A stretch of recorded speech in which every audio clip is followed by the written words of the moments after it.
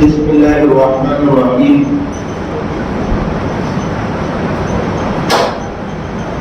نحمده ونستعينه ونصلي على رسوله الكريم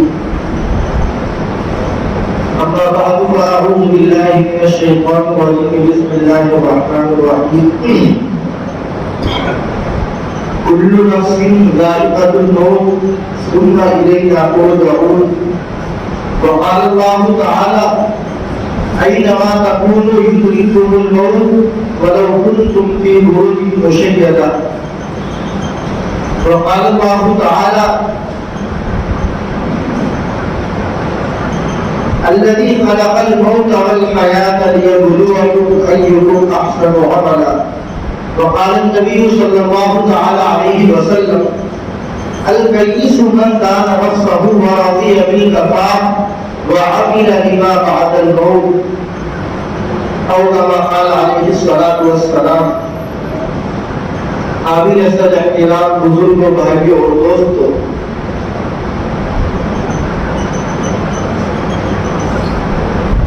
گزشتہ 2 ہفتوں میں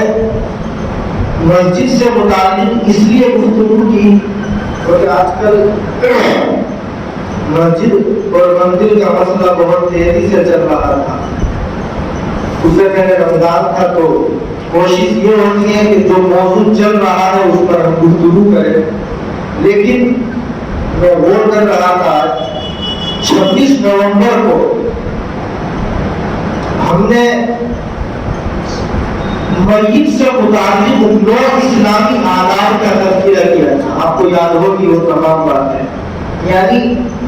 ایک انسان کا جب ہمیں لگے کہ انتقال ہونے والا ہے، آخری وقت ہے، تو اسلام اس انسان کے بارے میں ہمیں کیا کیا آداب بتلاتا ہے. ایسے 9 آداب اس بیان میں ذکر ہوئے تھے جو 26 نومبر کو ہم نے کیا. اس کے بعد 3 دسمبر کو اس کے اگلے مرحلے میں موت کے بعد کے جو 11 اسلامی آداب ہیں کہ اگر انسان کا انتقال ہو جائے تو فوراً اس کی آنکھوں کو بند کر دینا چاہیے. یہ تمام اسلامی آداب جو 11 آداب ہیں تفصیل کے ساتھ ذکر ہوئے تھے. ان 2 قسطوں کے بعد آج اس بیان کو اس سے آپ جوڑ گے.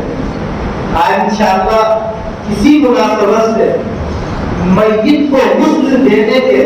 جو اسلامی آداب ہیں جو احادیث کی روشنی میں علماء نے 11 لکھے ہیں ان کا ہم انشاءاللہ مذاکرہ کریں گے. اور اس کے بعد جنازے کے ساتھ جب ہم اس کو نہلا کر کفنا کر قبرستان لے جاتے ہیں تو اسلام نے قبرستان لے جانے کے جو آداب بتلائے ہیں ہم انشاءاللہ ان کا مذاکرہ کریں گے. کہ تقریباً 15 آداب ہیں. دعا کریں کہ اللہ رب العزت قرآن و سنت کی روشنی میں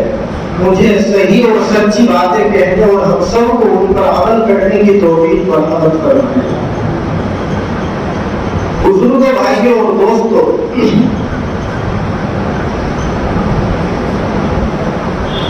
اس دنیا کے اندر جس انسان نے بھی آنکھیں کھولی وہ انسان جیسے جیسے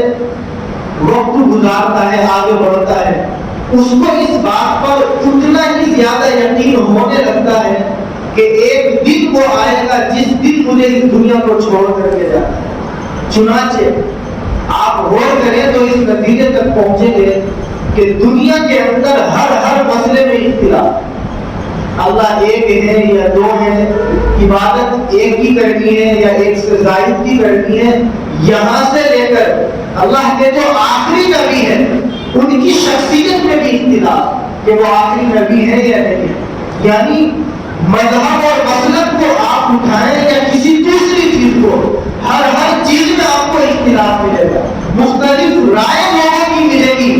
لیکن اگر آپ موت کی بات کریں تو یہ وہ چیز ہے جس کے اندر کسی بھی مذہب اور کسی بھی مسلک کے ماننے والے کا کوئی اختلاف نہیں ہے.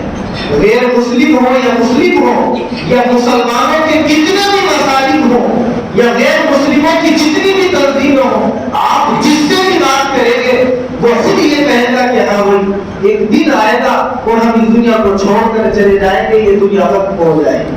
موت ایک ناقابل انکار حقیقت ہے. اسی لیے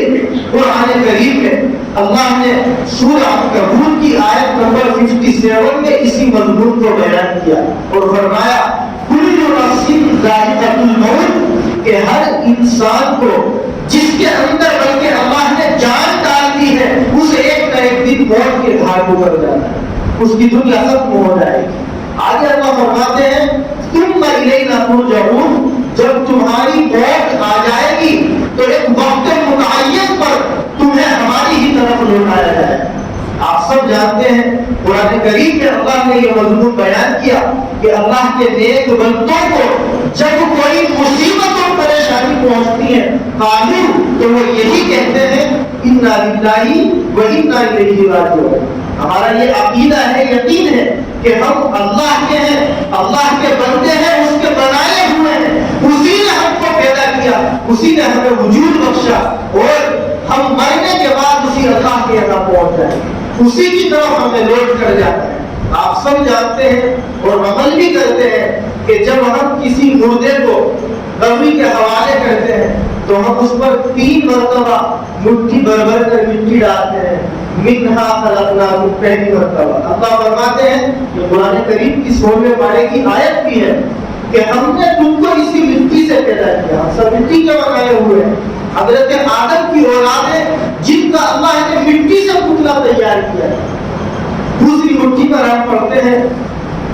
وَفِيهَا نُعِيدُكُمْ، کہ ہم اسی مٹی کے اندر تم کو لوٹا رہے ہیں، یعنی مٹی سے تم بنے تھے اور مٹی کے ہم نے تم کو حوالے کر دیا، اور تیسری مٹی جب ہم ڈالتے ہیں تو کیا بولتے ہیں وَمِنْهَا نُخْرِجُكُمْ تَارَةً أُخْرَىٰ، اس کا مضمون بھی یہی ہے جو ان تمام آیتوں کہ ہم تم کو دوبارہ اسی مٹی سے زندہ کر کے اٹھائیں گے اور تم کو ہماری طرف لوٹایا جائے گا، اور پھر ہم تم سے تمہاری دنیا کی زندگی کے بارے میں سوالات کریں گے۔ چنانچہ 29ویں پارے کی جو سب سے مشہور سورت ہے، ہم پڑھتے بھی ہیں، سورۃ وقت میں سورۃ ملک، اس کی دوسری آیت میں اللہ نے اسی مضمون کو بڑے صاف لفظوں میں بیان کیا اور فرمایا الذی خلق الموت والحیاۃ لیبلوکم ایکم احسن عملا، کہ اللہ وہ ہے جنہوں نے زندگی کو اور موت کو پیدا کیا، یعنی موت دینے والے بھی اللہ ہے اور زندہ کرنے والی ذات بھی اللہ کی ہے۔ اللہ فرماتے ہیں ہم نے وہ تمہارے درمیان میں موت اور زندگی دونوں کو رکھا، اس کا مقصد یہ ہے لیبلوکم ایکم احسن عملا، کہ اللہ تم کو آزمانا چاہتے ہیں، اللہ چیک کرنا چاہتے ہیں کہ تم میں سے کوئی دنیا سے جب آئے گا تو کتنے اچھے اعمال کر کے آئے۔ چنانچہ یہ جو موت اور زندگی کا مضمون ہے جس کے بارے میں ہمارا تو ہے ہی، دنیا میں جنم لینے والے ہر انسان کا یقین ہے کہ ایک دن یہ دنیا ختم ہو جائے گی، ہمارا تو اس پر اس لیے بھی عقیدہ اور یقین ہے کہ یہ ہمارے ایمان کا ایک اٹوٹ حصہ ہے۔ چنانچہ تمام علماء نے یہ لکھا ہے کہ اگر کوئی انسان موت کے بارے میں یا مرنے کے بعد دوبارہ زندہ کیے جانے کے بارے میں شک کرتا ہے، اس کو ڈاؤٹ ہے کہ میں شاید دوبارہ زندہ نہ کیا جاؤں، تو سمجھ لیجیے گا کہ اس آدمی کا ایمان ادھورا ہے، وہ مکمل ایمان والا نہیں ہو سکتا۔ یہ ہمارا عقیدہ اور یقین ہے اور یہ ہمارے ایمان کا حصہ بھی ہے، اور اس کی وجہ یہ ہے کہ قرآن کریم میں مختلف مقامات پر اللہ نے موت کا تذکرہ کیا۔ آپ پڑھتے ہیں قرآن کریم سورہ نساء کی آیت نمبر 78 میں اللہ نے عجیب طریقے سے یہ مضمون بیان کیا اور فرمایا اینما تکونوا یدرککم الموت ولو کنتم فی بروج مشیدہ، کہ تم چاہے جہاں رہو تمہیں موت آ کر کے پکڑ لے گی، اور آگے فرمایا وَلَوْ كُنْتُمْ فِي بُرُوجٍ مُشَيَّدَةٍ، اگرچہ تم مضبوط قلعوں کے اندر اپنے آپ کو بند کر لو۔ آپ جانتے ہیں ایک انسان بہت زیادہ سیفٹی کے ساتھ اپنی زندگی گزارتا ہے، اس کے قلعے کے آس پاس، اس کے محل کے ارد گرد، اس کی کوٹھی کی اگل بغل میں کوئی انسان کو انسان بغیر پرمیشن کے جانور نہیں جا سکتا۔ لیکن آپ جانتے ہیں کہ جب موت آتی ہے تو ابھی کون بڑا ہے، تم جانتے ہیں؟ سدھو موسے والا، کتنا بڑا آدمی، سیفٹی کے ساتھ چلنے والا، بہت سارے موجودات اور تمام چیزیں، اور اس سے پہلے ہمارے جو کون گزرے ہیں، بپن راوت،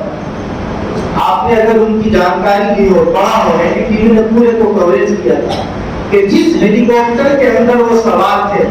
وہ اتنے کلومیٹر کے ماحول کو دیکھ کر کے چلتا تھا، یعنی تاپمان کتنا ہے، اور اگر پانی پر وہ گر جائے تو پانی کے اندر ڈوبے گا نہیں بلکہ اس کے اوپر تیرتا رہے، سیفٹی کے اور زندگی سے بچاؤ کے تمام اس کے اندر اصول اور ضابطے اور تمام ٹیکنیکل چیزیں۔ لیکن آپ جانتے ہیں کہ اتنا بڑا آدمی جو خود باضابطہ سیفٹی والی لائف میں، اور جب موت کا وقت آیا تو اسے کوئی، یہ ہم مسلمانوں کا عقیدہ اور یقین ہے، اور اس قسم کے واقعات سے یہ ہمارا یقین اور زیادہ بڑھ جاتا ہے کہ یقیناً جب ہماری موت کا وقت آئے گا تو ہمیں کوئی طاقت بچا نہیں سکتی، اور اگر موت کا وقت نہیں آئے گا تو دنیا کی کوئی طاقت ہمیں جان سے مارنا تو دور کی بات زخمی تک نہیں کر سکتی۔ چنانچہ اللہ کے نبی علیہ السلام نے اسی مضمون کو بڑے صاف لفظوں میں فرمایا تھا۔ اللہ کے نبی علیہ السلام کا یہ مضمون ہے کہ اگر دنیا کی تمام طاقتیں اکٹھی ہو کر کے تمہیں عزت دینا چاہے اور اللہ تمہیں عزت دینا نہ چاہے تو دنیا کی طاقت تمہیں عزت نہیں دے سکتی، اور اگر دنیا کی تمام طاقتیں، تمام لوگ مل کر کے تمہیں ذلیل کرنا چاہے اور اللہ تمہیں عزت دینا چاہے تو کوئی تمہیں ذلیل نہیں کر سکتا۔ عزت ذلت بھی اللہ کے ہاتھ میں ہے، اور موت اور زندگی یہ بھی اللہ کے ہاتھ میں ہے۔ اسی یقین پر ہم مسلمانوں کو جینا ہے، اور اسی یقین کے اوپر ہم سب کو مرنا بھی ہے۔ اور یہ بات ذہنوں میں رکھیں کہ ہم میں سے بڑی تعداد میں وہ لوگ ہیں جو غیر مسلموں کے ساتھ، اپنے برادران وطن کے ساتھ بزنس کرتے ہیں، میل جول اور تعلقات رکھتے ہیں۔ ان میں سے بہت سارے لوگوں کا یہ نظریہ اور عقیدہ ہے، بہت سے لوگ انہیں بھی مانتے ہیں کہ بھائی دوبارہ زندہ ہونا ہے، لیکن کچھ نہیں مانتے۔ اب اگر اس سوسائٹی میں رہ کر کے ہم میں سے کسی کے ذہن کے اندر یہ خیال اور یہ تصور آ جائے کہ شاید مرنے کے بعد دوبارہ مجھے زندہ نہیں کیا جائے گا، تو یقین جانیے گا یہ عقیدے کی بات ہے۔ اس لیے میں بار بار ریپیٹ کر رہا ہوں، اگر یہ ہمارے ذہن کے اندر تصور اور خیال پیدا ہوا کہ شاید دوبارہ ہم کو زندہ نہیں کیا جائے گا تو ہمارے زندگی کے اعمال بیکار، کیونکہ یہ عقیدے کی بات ہے، اور اس عقیدے کے بغیر ہمارا ایمان مکمل نہیں ہو سکتا۔ اس لیے اسی عقیدے پر مر مٹنے کی ہم اللہ سے دعائیں کریں، اور اسی کے اوپر زندہ رہنے کی ہم کوششیں کریں۔ یہ آداب ہمارے اکابر علماء نے احادیث کی روشنی میں لکھے ہیں کہ جب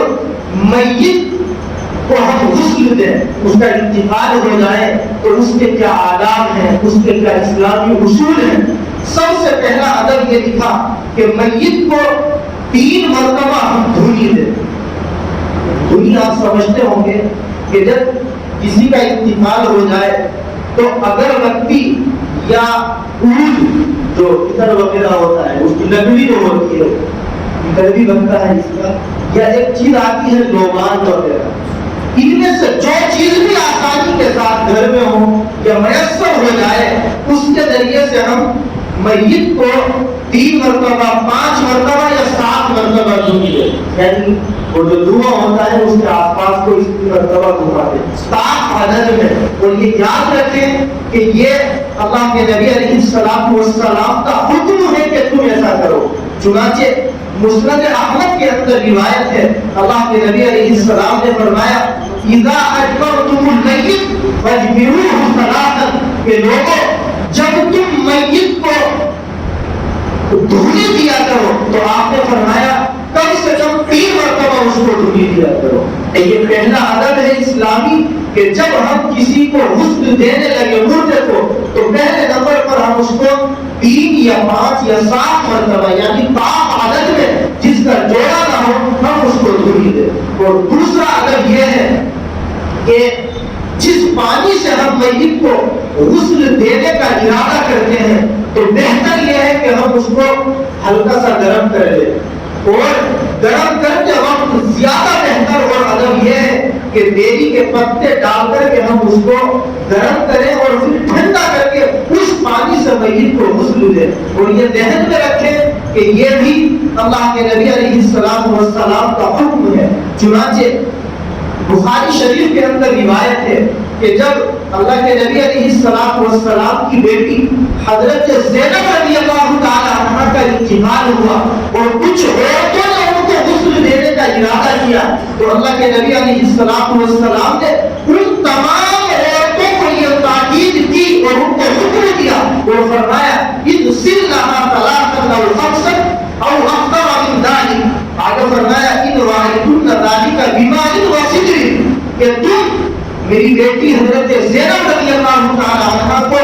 3 مرتبہ یا 5 مرتبہ یا اس سے زیادہ مرتبہ طاق عدد میں غسل دینا. اور فرمایا تھا اگر تم پانی کے ساتھ بیری کے پتے ڈال کر کے پانی کو نوایا کر لو تو یہ بہت بہتر رہے گا. اسی روایت کی روشنی میں یہ مسئلہ علماء نے نکالا کہ جس پانی سے ہم میت کو غسل دینے کا ارادہ کریں اس کو جب غسل کے لیے تیار کریں تو اس کو جب ہم گرم کریں تو اس کے اندر بیری کے پتے ڈال دیں. اگر آسانی سے میسر ہو جائے تو اس سنت کے اوپر ہم عمل کریں گے.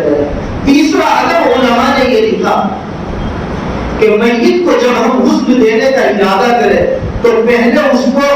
جیسے ہم خود نماز کے لیے وضو کرتے ہیں باضابطہ اس طریقے سے وضو کرائیں اور اس کے بعد میت کو ہم غسل دینے کا ارادہ کریں. اور غسل دیتے وقت بھی بہتر یہ ہے کہ ہم داہنی طرف سے شروع کریں اور 3 مرتبہ دائیں طرف پانی ڈالیں پھر بائیں طرف اور بائیں طرف بھی 3 مرتبہ پانی ڈالیں. اب بہت سارے لوگ یہاں بیٹھے ہیں ذہن میں نہیں آتی یہ بات کہ ہم جب کسی کا انتقال ہو تو اس کو غسل کیسے دے. ترتیب سب کے ذہنوں میں نہیں ہوتی اور ترتیب تو بہت دور کی بات. یہ بھی ہم ذہنوں میں رکھیں کہ بہت سارے لوگ اس زمانے میں وہ ہیں جو اپنی میت کو غسل دینے کے لیے آگے نہیں بڑھتے. یہ ایک حقیقت ہے. حالانکہ میت کو غسل دینے کی مستقل فضیلت ہے. اس کے بارے میں ثواب وارد ہوا ہے. اور ہم اگر مثال کے طور پر والد کا انتقال ہوا ہے تو کیا اس والد کو غسل نہیں دے سکتے جس نے بچپن سے لے کر کے ہمیں بڑا کیا, جس نے ہر قسم کی ہمارے لیے قربانیاں دی. اگر ماں کا انتقال ہو تو کیا وہ بیٹیاں اس کو غسل نہیں دے سکتی جن بیٹیوں کے پیشاب اور پخانے کو اس ماں نے بچپن کے اندر دھویا. حیرت ہوتی ہے کہ یہ عورتیں گھروں کی ان کو غسل دینے کے لیے یا مرد اپنے مردوں کو غسل دینے کے لیے تیار نہیں ہوتے. تیار نہ ہونے کے پیچھے یا تو وجہ یہ ہے کہ وہ جانتے نہیں یا یہ وجہ ہے کہ ان کو فضیلت معلوم نہیں اور دوسرے لوگوں کو وہ تیار کرتے ہیں اور ان کو بلاتے ہیں. اس لیے گزارش آپ سب سے یہ ہے کہ اپنی میت کو بہتر یہ ہے کہ ہم اپنے ہاتھوں سے غسل دیں. اور طریقہ اس کا بہت آسان ہے, میں آپ کو بتا دیتا ہوں. ہم سب سے پہلے جب میت کو غسل دینے کا ارادہ کریں تو آپ جانتے ہیں ہر مسجد کے اندر آج کل تو پاٹن ہوتے ہیں تختہ, اس کو جب ہم اپنے گھر کے اندر لے جا کے رکھیں تو طاق عادت میں اس کو بھی سنت طریقہ یہ ہے کہ دھوبی دے دیں یا تو دودھ کے ذریعے یا لومان کے ذریعے یا اگربتی ہی کے ذریعے. جب 3 یا 5 یا 7 مرتبہ ہم نے اس کو دھوبی دے دی تو اب ہم اس کے بعد میت کو اس پر بہت پیار کے ساتھ لیٹا دیں. پھر سب سے پہلے اپنے ہاتھوں پر ہم موٹے, آج کل جو کفن ریڈی میڈ ملتے ہیں تو ان میں باضابطہ دستانے بھی وہ لوگ دیتے ہیں اور وہ اتنے پتلے کپڑے کے ہوتے ہیں کہ پانی ان سے جیسے ہی ٹچ ہوتا ہے تو وہ گیلے ہو جاتے ہیں. علماء نے لکھا بہتر یہ ہے کہ وہ تھوڑے سے موٹے کپڑے کے ہوں تاکہ ہلکا پھلکا پانی لگے تو وہ مکمل طریقے سے تر نہ ہو. آپ اپنے ہاتھوں پر دستانے پہنے. اس کے بعد بہتر یہ ہے کہ میت کے جو کپڑے ہیں ان کو ابھی نہ اتارے بلکہ 2 آدمیوں کو ہم وہاں کھڑا کریں, ایک کو دائیں طرف اور ایک کو بائیں طرف, اور وہ تھوڑا سا نیچے جھکے اور ایک کپڑے کو وہ اس کے اوپر میت کے ڈال دے, ٹچ نہ کرے, ہم کا سا اٹھائے رکھے اور آپ قینچی وغیرہ کے ذریعے اس میت کے بدن سے جو کپڑے اس نے پہنے ہوئے ہیں ان کپڑوں کپڑوں کو کاٹ کر کے اتار دے. کوشش یہ ہو کہ ہمارا بدن میت کے جو مخصوص اعضاء ہے، جو اہم پارٹس ہیں اس کے، ان کو ٹچ نہ ہو. یعنی خاص کر ناس سے لے کر کے جو ران کے نیچے والا گھٹنے کے نچلا ایریا ہے، اس پر ہمارا ہاتھ ابھی ٹچ نہ ہو. اللہ کے نبی علیہ السلام نے حضرت علی رضی اللہ تعالیٰ عنہ سے فرمایا تھا کہ کسی بھی مردہ اور زندہ انسان کی ران پر تمہارا ہاتھ ٹچ نہیں ہونا چاہیے. اس کی روایت کی روشنی میں علماء نے یہ مسئلہ لکھا. جب ہم نے اس کے کپڑے کو اتار دیا یا کاٹ دیا، جیسے بھی ہو، پانی ہمارا وہی بیری کے پتوں میں ابلا ہوا تیار رکھا ہے. اب آپ میت کو 3 مرتبہ وہی پہلے ناک میں پانی ڈالیں، پھر بادام پر اس کو کلی کرنا، ناک میں پانی ڈالنا، جیسے ہم خود اپنی زندگی میں غسل کرتے ہیں. لیکن یاد رکھیے گا، ایسا نہیں کہ پانی لے کے ناک میں ڈال دیا جائے یا منہ کے اندر ڈال دیا جائے، بلکہ افضل طریقہ یہ ہے، روئی جو ہوتی ہے پاؤڈر، آپ زیادہ مقدار میں لیں، پانی کے اندر اس کو ڈالیں، اس کو نچوڑ دیں اور اس کے منہ کے اندر ہلکا سا اس کو گھومیں، تری اندر پہنچ جائے. اسی طرح ناک کے 2 ایریوں میں ہلکا سا اس روئی کو، اس والی کو نہیں، دوسری روئی کو لے کر کے اس کو نچوڑ کر اچھی طرح دبا کر کے ناک میں ہلکی سی تری پہنچا دے. تو یہ ہو گیا کلی کرانا اور ناک میں پانی ڈالنا. کلی کرانے سے یہ بھی سمجھنا چاہیے کہ بادام کا اس کے منہ میں پانی ڈال دے، یا ناک میں پانی ڈالنے کا مطلب یہ نہیں ہے کہ فوارے سے اس میں پانی ڈال دے. سمجھ پایا؟ اس کے بعد آپ جانتے ہیں کہ جو وضو کے اعضاء ہیں ان کو دھویا جائے. زندہ انسان کے لیے بھی غسل کرنے کا طریقہ سنت یہی ہے کہ جب وہ انسان غسل کرنے کا ارادہ کرے تو باضابطہ نہانے سے پہلے ایسے وضو کرے جیسے ہم نماز کے لیے وضو کرتے ہیں. تو پہلے ہم اس کے چہرے کو دھو دیں، دونوں ہاتھوں کو کوہنیوں سمیت دھو دیں، سر کے اوپر ہلکا سا مسا کرا دیں، پھر پاؤں کو دھو دیں. اب بچتا ہے ایک آخری عمل، کیا ہے؟ پورے بدن کے اوپر اس کے ہم پانی بہا دیں. اب پانی بہانے کا طریقہ وہی ہے تو سنت طریقہ کہ پہلے دائیں حصے کو دھوئیں پھر بائیں حصے کو. لیکن جب دائیں حصے کو دھوئیں گے تو افضل طریقہ یہ ہے کہ ایک آدمی اس کو، میت کو بائیں طرف سے اٹھائے. جب بائیں طرف سے اٹھائیں گے تو دائیں طرف کو ہم پانی ڈال سکتے ہیں اس طریقے سے. پانی تختے کے اوپر میت ہے، تصور کریں کہ سامنے میت ہے، تو دائیں طرف سے آپ نے مگے سے یا کسی اور چیز سے پانی ڈال دیا 3 مرتبہ، پھر اس کو دوسری طرف کروٹ دے کر بائیں کروٹ پر نیچے کو 3 مرتبہ پانی ڈال دے، پھر اوپر کے حصے پر پانی ڈال دے اور اچھی طرح سے اس کو غسل دے دے. اس میں ایک آخری عمل یہ بھی علماء نے لکھا کہ اگر ممکن ہو، آدمی کا بدن بہت زیادہ پھولا ہوا نہیں ہے، نارمل بدن ہے، تو جو آدمی اس کو غسل دے رہا ہے پڑھنے کے ساتھ اس کو ہلکا سا بیٹھا کرے، یعنی پیچھے کی طرف سے ہلکا سا اٹھائے آدھا حصہ. یہ اس لیے کہ جب ہلکا سا ہم اس کو اٹھائیں گے، اگر بیماری میں اس کا انتقال ہوا ہے تو ممکن ہے کہ اس کے بدن سے کوئی گندگی نکلے، اور گندگی اگر نکلتی ہے تو یہاں بھی علماء نے یہ مسئلہ لکھا کہ دوبارہ اب نئے طریقے سے غسل کی ضرورت نہیں ہے، بلکہ اس گندگی کو دھو دیا جائے اور پورے بدن پر 3 مرتبہ جیسے ہم خود زندگی میں نہاتے ہیں اس طریقے سے پانی بہا دیا جائے. یہ میت کو غسل دینے کا سنت طریقہ ہے جو آسان بھی ہے اور علماء نے کتابوں میں لکھا ہے. سمجھ میں مجھے یقین ہے کہ آ گیا ہوگا، پھر بھی نہ آئے کسی جانکار سے، کسی عالم سے، کسی پڑھے ہوئے انسان سے ہم معلوم کر لیں. لیکن گزارش یہ ہے کہ اپنے گھر کے مردے کو ہم خود کوشش کریں کہ اپنے ہاتھوں سے غسل دیں. یہ اس کا اتنا ہمارے اوپر حق بنتا ہی ہے. اس کے بعد جو آداب علماء نے لکھے ہیں میت کو غسل دینے کے، کبھی ترتیب ان کو جلدی جلدی پڑھ دیتا ہوں. چوتھا ادب،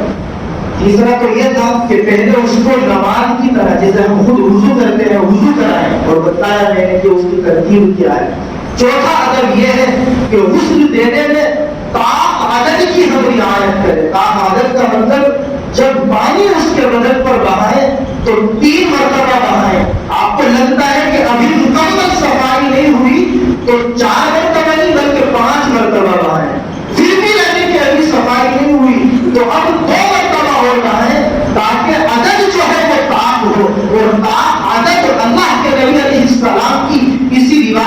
مطابق سنت علماء نے لکھا، کیونکہ حضرت زینب رضی اللہ تعالیٰ عنہ جو اللہ کے نبی کی بیٹی تھی، جب ان کا انتقال ہوا تو جو عورتیں ان کو غسل دے رہی تھی، آپ نے ان کو باضابطہ حکم دیا تھا کہ تم میری بیٹی کو جو غسل دے رہی ہو، ان سرها طلاقا اور خمسا او اکثر من ذلك، یا تو 3 مرتبہ یا 5 مرتبہ یا اس سے زیادہ مرتبہ پانی ڈالنا، لیکن کوشش یہ کرنا کہ طاق عدد کا ہم خیال رکھیں۔ طاق عدد سمجھ میں آ گیا، جس کا جوڑا نہ ہو، وقت میں ضرورت بڑھاتے چلے جائے لیکن جوڑے پر لے جا کر کے ختم نہ کرے، یہ مستقل ایک سنت ہے غسل دینے۔ 5واں عدد علماء نے یہ لکھا کہ جو لوگ میت کو غسل دے رہے ہیں، ایک آدمی کے بس کی بات تو ہے کہ کئی لوگ ہوتے ہیں، کوئی پانی لاتا ہے، کوئی بالٹی لاتا ہے، کوئی کپڑے کو پکڑ کے کھڑا رہتا ہے، کوئی پردہ کرتا ہے، تو یہ لکھا ہے کہ میت کے بدن پر اگر کوئی عیب کسی کو نظر آ جائے، عیب کا مطلب بعض مرتبہ ایسا ہوتا ہے اور بہت ہوا ہے، آپ میں سے بھی شاید کوئی جانتا ہو، نے کتابوں میں بہت پڑھا کہ مرنے کے بعد کبھی کبھی انسان کے بدن پر کوئی عیب نظر آ جاتا ہے۔ مثال کے طور پر کوئی آدمی گنہگار تھا، مرنے کے بعد اس کے بدن پر کوئی ایسی چیز نظر آئی جس کے ذریعے اللہ لوگوں کو عبرت دینا چاہتے ہیں، آدمی کی صورت بدل گئی، بدن پر کوئی عیب نظر آ گیا، کوئی نقص اور کمی پیدا ہو گئی، یہ تمام چیزیں کبھی کبھی ہو جاتی ہیں، اللہ عبرت دکھانا چاہتے ہیں بندوں کو۔ یہ لکھا ہے 5واں عدد، اگر کسی کو غسل دینے والوں میں سے میت کے بدن پر کوئی نقص، کمی یا عیب نظر آئے، ان کے لیے لازم اور ضروری ہے کہ زندگی میں کبھی اس کا کسی سے تذکرہ کرے۔ اور اس کی وجہ اللہ کے نبی علیہ السلام کی وہ حدیث جس میں آپ نے یہ فرمایا، من غسل میتا فسترہ سترہ اللہ من الذنوب، کہ جس انسان نے کسی میت کو غسل دیا اور اسے اس کے بدن پر کوئی عیب نظر آیا، اس نے اللہ کے لیے اس کے اس عیب کو چھپایا، کبھی بھی زندگی میں اس کو کسی سے نہیں بتایا۔ اللہ کے نبی فرماتے ہیں کہ اللہ تعالیٰ اس کے گناہوں کے اوپر انشاءاللہ پردہ پوشی کا معاملہ فرمائیں گے، اللہ اس کے عیبوں کو کبھی کسی کے سامنے ظاہر نہیں ہونے دیں گے۔ اس سے ہم اندازہ لگائیں کہ جب اللہ کے نبی علیہ السلام نے مردہ انسان کے بدن پر جو عیب آپ کو نظر آیا اس کو ظاہر کرنے سے منع کر دیا، تو جس زندہ انسان کے اندر کوئی عیب ہو اسے ظاہر کرنے کی کہاں سے اجازت ہوئی؟ اور ہم تو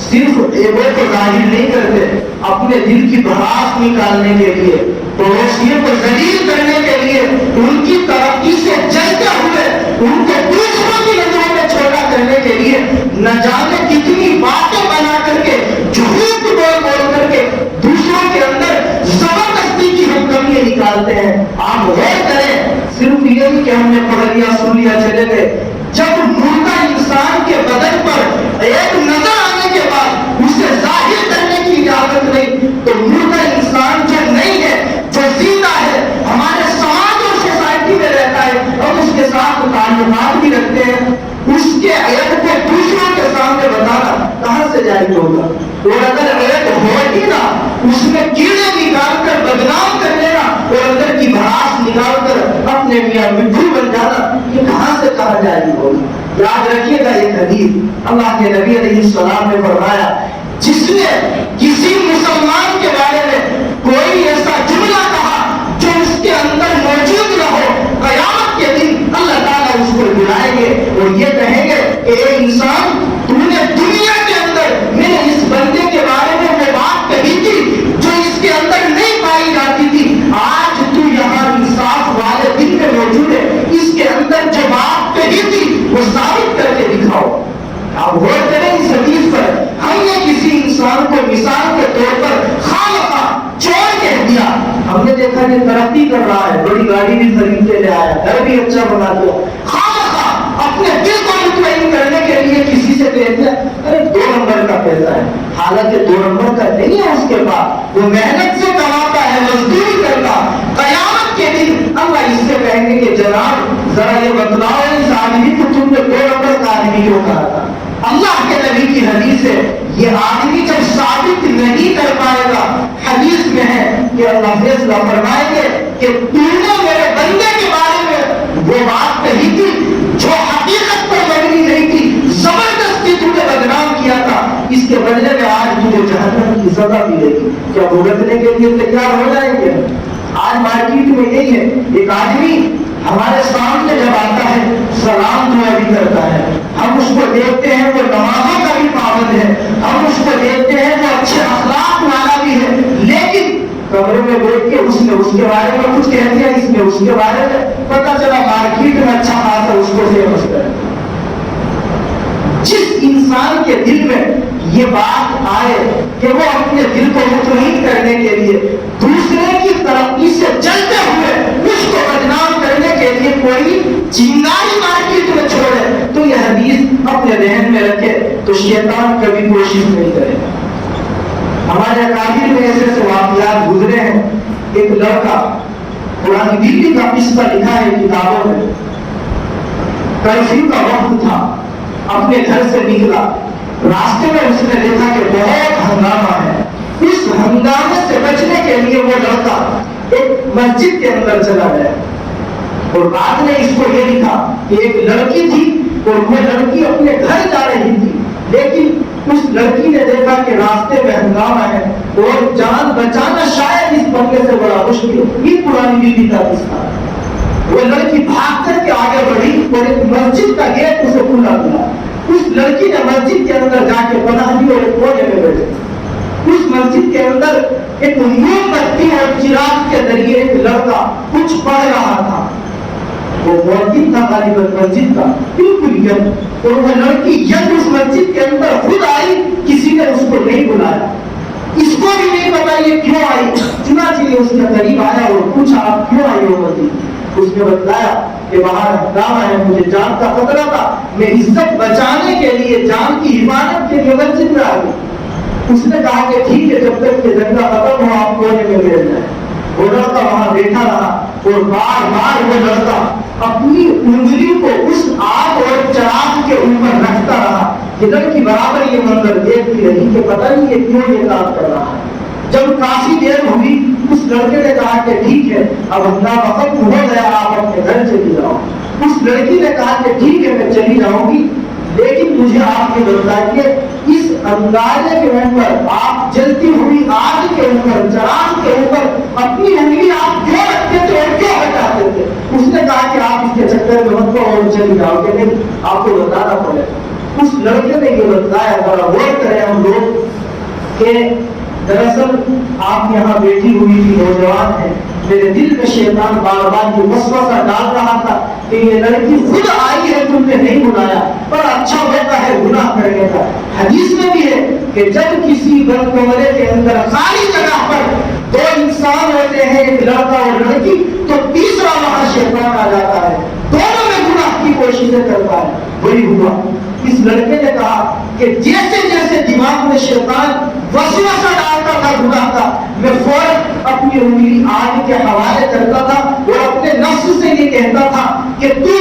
دنیا کی آگ کو ایک سیکنڈ کے لیے برداشت نہیں کر سکتا، اور کام وہ کرنے جا رہا ہے جس کے بدلے میں اس سے 69 گنا زیادہ خطرناک آگ کا تجھے سامنا کرنا پڑے گا، اس لیے میں اپنے آپ کو کنٹرول کر رہا تھا۔ اس سے ہم اندازہ لگائیں کہ جب ہم دنیا کے اندر کسی انسان کے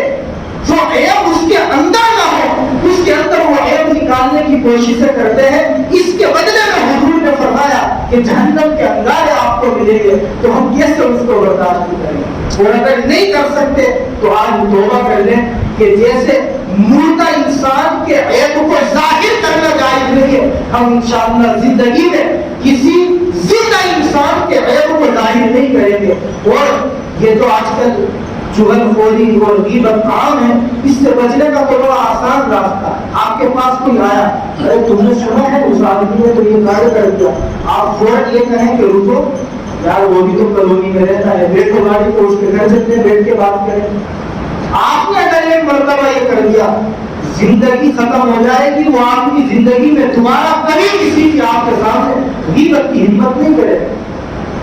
سیدھی سی بات ہے، آپ کے سامنے آپ کے پڑوسی کی کوئی برائی کرتا ہے، آپ اس سے کہیں تو برائی کی ضرورت کیا ہے؟ آپ آپ کو اگر اس کے سدھرنے کی فکر ہے آپ چلیے گا میرے ساتھ وہاں بیٹھ کے سمجھائیں گے اس کو کہ یہ غلط غلط کیا گیا، لیکن مقصد اصلاح نہیں ہوتا، مقصد تو گناہ کرنا اور بس اپنے دل کو تسلی دینا اور بدلے لینا ہوتا ہے، اس سے ہم دور رہیں ورنہ اس کی سزا حضور نے یہ بیان فرمائی۔ آگے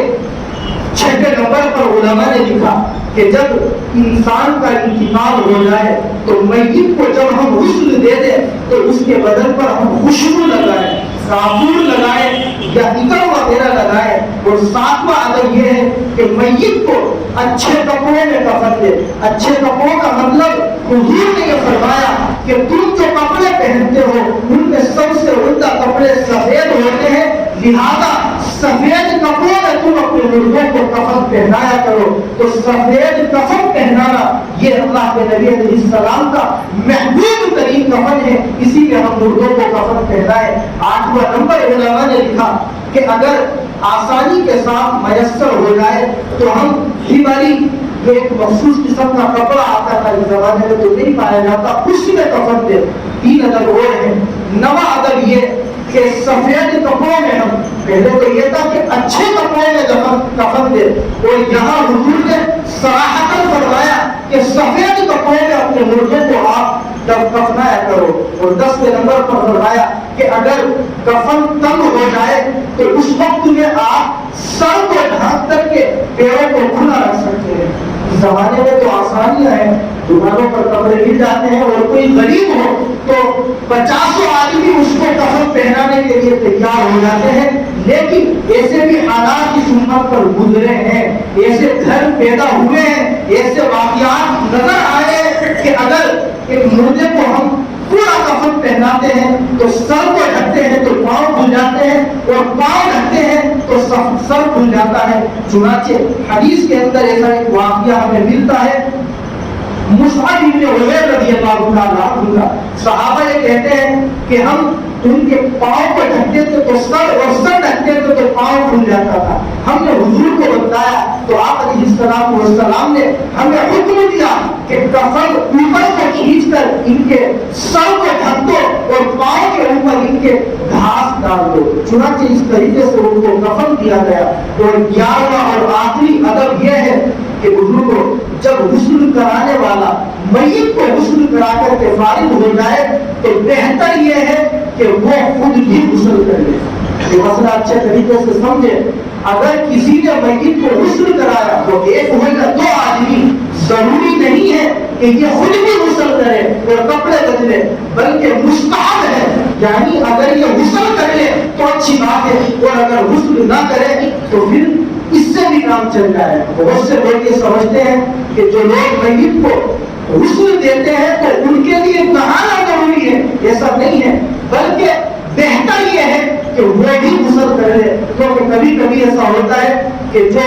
ناپاکی نیچے گرتی ہے پانی کے ساتھ وہ انسان کے بدن پر آ جاتی ہے، وہ بدن ناپاک ہو جاتا ہے۔ تو اپنے آپ کو پاک کرنے کے لیے بہتر یہ ہے کہ ہم غسل کر لیں، لیکن اگر غسل نہ کریں تو وضو کر کے ہم اس میت کی نماز جنازہ پڑھ لیں، اس سے بھی انشاءاللہ ہمارا کام چل جائے گا۔ تو یہ میت کو غسل دینے کے 11 آداب ہمارے علماء نے لکھے ہیں، ان کو ہم سامنے رکھیں۔ وقت ہو گیا معذرت کے ساتھ۔ ایک وہ مسئلہ تو پچھلے ہفتے مجھ سے ایک صاحب نے بجنور سے فون کر کے پوچھا، آپ سب کو بتلاؤ ضرورت ہے اس مسئلے کی۔ آج کل ایکسیڈنٹ بہت ہوتے ہیں اور